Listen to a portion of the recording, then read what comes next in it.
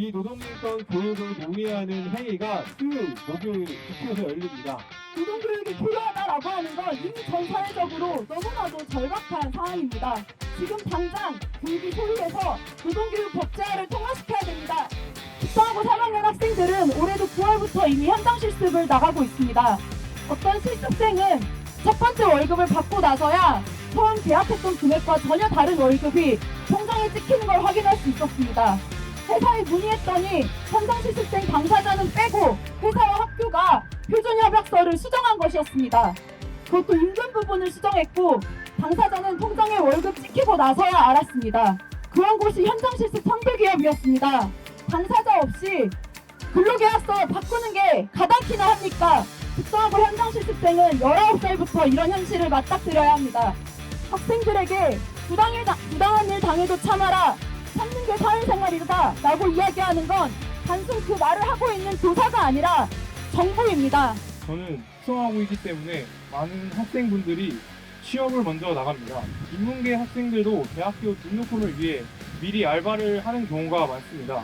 일을 하면서 불이익을 받아도 모를 때가 많습니다. 왜냐하면 학교에서 제대로 된 노동교육을 못 받고 까먹기 때문입니다. 어젯밤에 노동삼권에 대해서 찾아봤습니다. 헌법의 단결권, 단체 교섭권, 단체 행동권이 있었는데요. 왜 우리는 이것을 알지 못했고 우리의 권리를 펼치지 못했는가 하는 생각도 들었습니다. 정말 노동인권교육이 의무화됐으면 하는 마음입니다. 산재공화국 1위라는 불명예를 우리나라가 오랫동안 안고 있는 것도 노동의 가치와 그에 기반한 법과 상식에 대한 인지 부족에서 기인한 것일지도 모릅니다. 그 피해는 청년에게 더 크게 돌아옵니다. 산재공화국 1위라는 오명을 벗어나는 길은 사건 사고마다 미봉책을 만드는 것이 아닌 사람의 인식을 바꾸는 것, 노동의 가치를 인정하는 것부터 시작해야 합니다. 21대 국회가 막바지에 이르고 있습니다. 해당 법안이 19대, 20대 국회에서는 논의도 제대로 못한 채 사장되었습니다. 우리 국회 이제는 논의해야 합니다. 근본적인 해결책을 마련할 때입니다.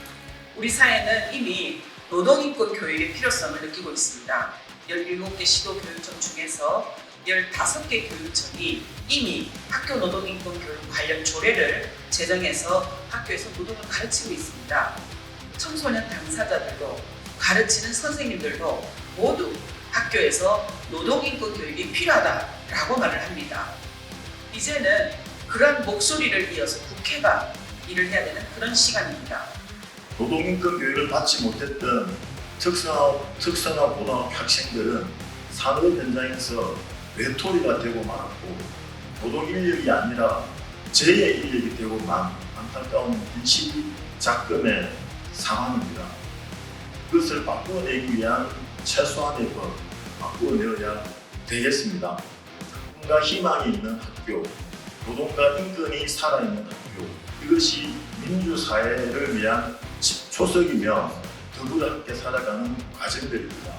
늦었지만 이번 국회에서 반드시 노동인권 법제화가 되기를 희망하고 모두 함께 살 수 있는 새로운 사회의 초석이 되기를 기대합니다. 여야가 경쟁이 아니라 함께 살 수 있도록 해주시기를 다시 한번 촉구드립니다.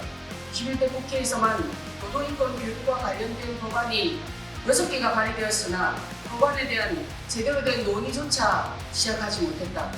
노동인권교육의 기회 자체는 어느 지방단체에서 살고 있는지와 상관없이 균일하게 보장되어야 한다. 지방자치단체별로 노동인권 교육의 예산 삭감, 노동지우기가 본격화되는 가운데 법제화를 통해 노동인권 교육과 노동의 가치가 후퇴되는 것을 막아야 한다.